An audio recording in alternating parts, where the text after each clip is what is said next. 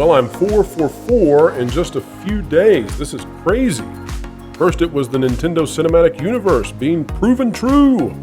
Now we've got Harry Potter Reboot. It's corroborated. Moana is on the way.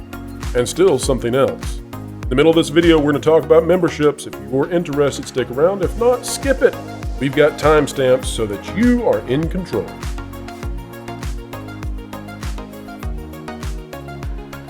If you were ever curious if I was actually keeping you ahead of the culture curve explaining entertainment, well, wonder no more. In the last 24 hours, we have seen a number of huge, massive entertainment news pieces come across the wire, and each one of them corroborate a scoop that I had had before.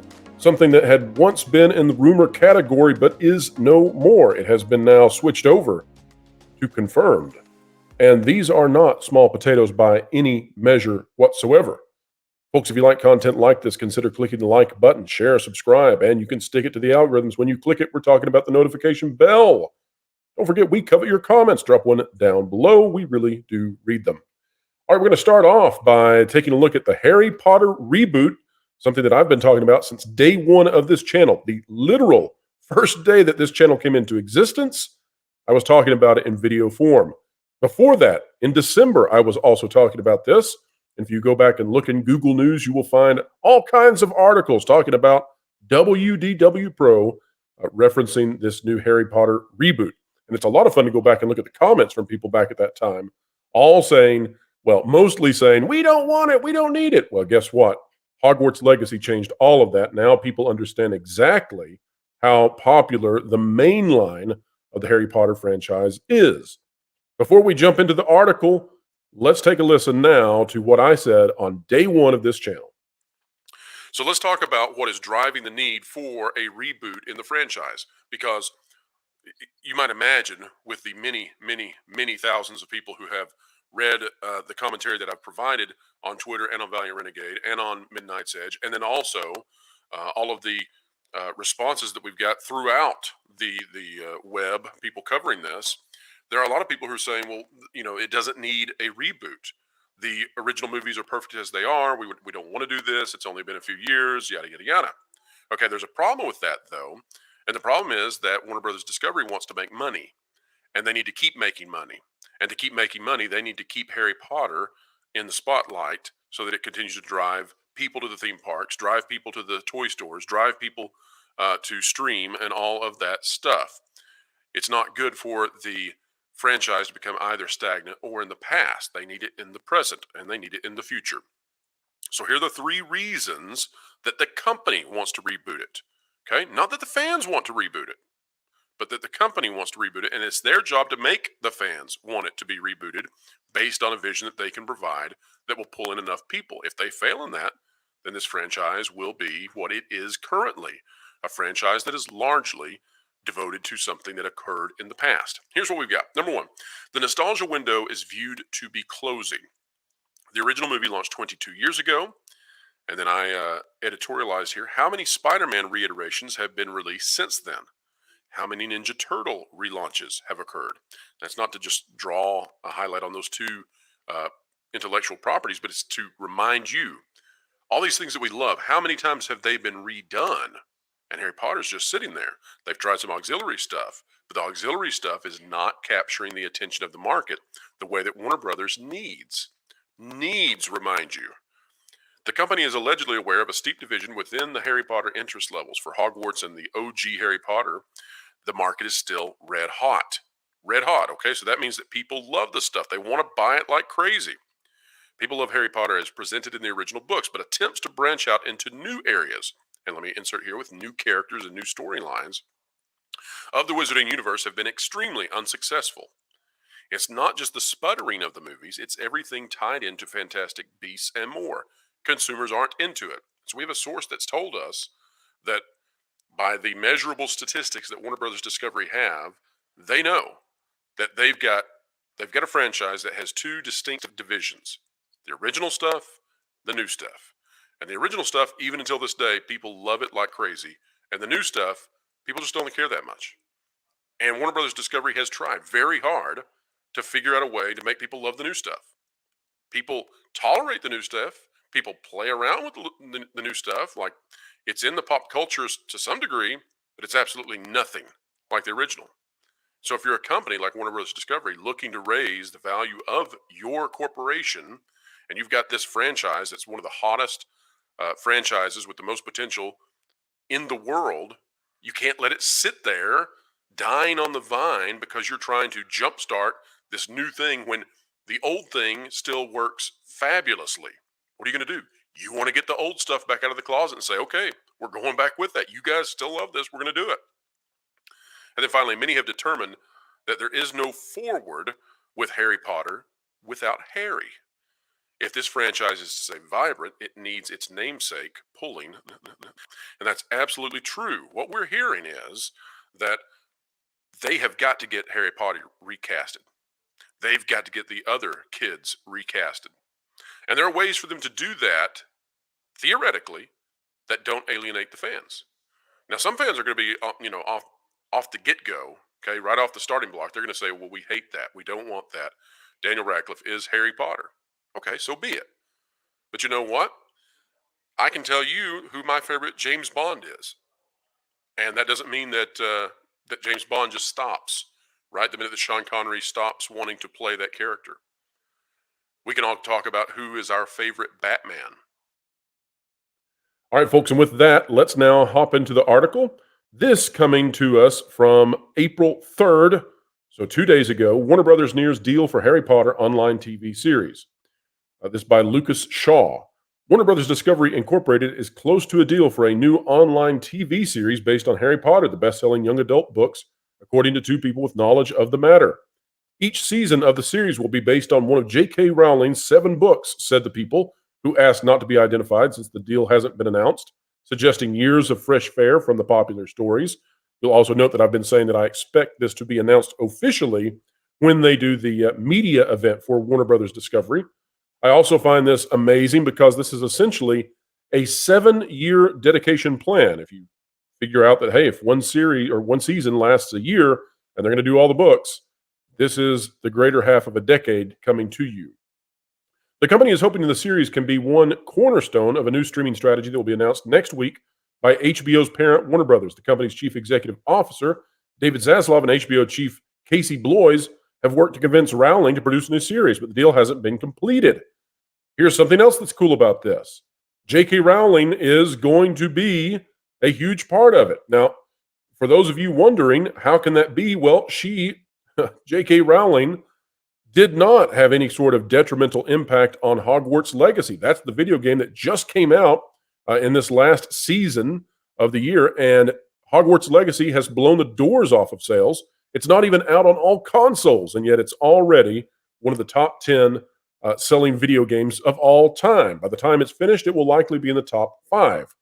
So clearly, although there are contingencies out there, there are groups out there that do not like J.K. Rowling, the market has spoken. The market doesn't care if J.K. Rowling is attached. In fact, it may be better if she's attached to it. Who knows? Well, one thing we do know, though, is that indeed this Harry Potter reboot that I've been talking about is 100% happening. Now, I want to show you also the coverage of this in terms of the responses from individuals, because I want to explain to you how this is going. From Discussing Film, they brought this out on Twitter and remarked on it, and you can see that it had 71,000 likes, 40 million views, essentially. And so let's see. We've got Mary Mayhem up there, very happy and positive about it. But then we've got Virtual Astro. I see this failing miserably. The movies are great, and to be honest, unbeatable. We have Ryan Mitchell. Imagine how tired we are. Down here, we have this one by Tessa Dare with 652 likes and 160,000 views. HBO, oh no! Please don't make me cancel your service. I love The Last of Us and Succession and Hacks and more, but I can't give J.K. Rowling my money anymore. Well, guess what, folks? They don't care if you can give them their money because they've already seen with Hogwarts Legacy that this is a minority viewpoint. Now, maybe publicly it's not, who knows? But when it comes to the rubber meeting the road, when it comes to the money inside someone's wallet and whether they will part with it, J.K. Rowling is not a significant factor. And as we said before, she may even be a positive factor. And that's kind of funny to say considering she kicked off the entire Harry Potter franchise. So in that regard, she has done phenomenally well and been one of the most successful women in entertainment history. So there you go. All right, now before we go to the situation with Moana, which is very similar, by the way, and another of these major rumors that I went out there. And by the way, if you go out there and make these kind of comments, if you go out and say to audiences of tens of thousands and millions, hey, they're doing a Harry Potter reboot, and we'll hear about it later this year. Hey, they're doing a Moana sequel or new movie, and then you get that wrong, people will stop listening to you. If you get it right, though, the spoils of victory are yours. And so I am taking some joy in that, at least a little bit. But if you'll humor me for just a moment, tomorrow, that is Thursday, during the Pro Show Live, 5 to 7 p.m. Eastern Time, we're going to be opening up memberships. And if you'll give me just 1 minute, I'd like to tell you about them. I think it's worth your time. I don't think it's like the groveling you hear from some content creators out there who beg you to subscribe to them, but go beyond and get that membership, and they really don't offer very much. I'm not pointing that at any creator particularly, but just listen. I think you're going to really like this. For those of you who are interested, and by the way, I'll continue to create the same amount of content that you love, all for free. Nothing has changed in that regard. But if you're interested when these memberships open up, for $3 a month, the cost of a soda, perhaps, you will get all kinds of loyalty badges, emojis, members only post and replies, a Super Chat silver card of the same value. You'll receive exclusive member live stream videos and all of the archives for the Pro Show so that you can go watch all of those long format Pro Shows, about 2 hours each. All of it becomes yours. And if you'd like to go higher up in the tier and do the $8 membership, you'll get video early access for all of this stuff I do, except for breaking news. You'll get to see it before anybody else. You'll also get a Super Chat gold card, which includes an extra member chat on top of the gold card Super Chat that you get. So you get a member chat in addition. We'll also be doing a brand new type of video where you can send questions in, and I'll answer those questions specifically to members. And so those will be called the weekly cues from you. And then finally, you'll get seasonal discounts to the Pro Store. If you go even higher up and you do the $20 per month, you'll receive member-only live stream invites to join the panel and talk with us live, either on camera or through your microphone. You get that. You get to operate dynamically. You'll get a Super Chat Platinum card, which is the highest level of Super Chat, plus 2 additional member chats. You get to actually vote in polls on what topics you would like for me to cover, and you'll get monthly discount codes for the Pro Store. And then it's not for everybody, but if you're interested in empowering yourself as a citizen journalist, the VI Pro level membership, the highest level, will not only give you a ton of Super Chats and member chats, but it will also allow you to be followed by myself on social media, specifically Twitter, plus probably the other people involved with that Park Place and with WDW Pro. You can also be a guest writer for that Park Place. That means you can submit your own articles, and we'll have a team of editors go through it, make sure it's professional, look good. And the best part about that is you get connected to Google News and to all of those other news aggregators out there that recognize that Park Place. And, well, I think that's an awesome opportunity for you to impact the culture specifically. We'll give you a special thanks card, and you get a permanent, unique 25% off discount for all Pro Store merchandise. Folks, thanks for giving me that moment of your time. I really do appreciate it. Let's keep going now. All right, so I want to show you what's going on with Moana. April 3rd, this came in the shareholders meeting. This was the best part of the shareholders meeting, by the way, with Robert Iger. This was the point where I actually tweeted out, Disney is hitting a grand slam. We did not yet know how badly the rest was going to play out for Disney. But here we go. Dwayne Johnson reveals plans for live-action reimagining of Disney's Moana. Dwayne Johnson revealed today in a recorded message from Hawaii that a live-action reimagining of Walt Disney Animation Studios' 2016 hit feature film Moana is in development. By the way, that is because Moana continues to be on the top 10 for movies on the Nielsen charts. It is hugely popular, both with boys and girls, more with girls, but also with boys, and it has not died down. It is more popular than Frozen. It is more popular than Encanto. Moana is by far the most popular princess and girls intellectual property that Disney has. And they have to do something with it. They can't just let that sit. especially not as the company struggles to find anything that will be a box office hit. We'll see what happens with The Mermaid. The announcement was shared by Chief Executive Officer Bob Iger during the Walt Disney Company's meeting with shareholders webcast.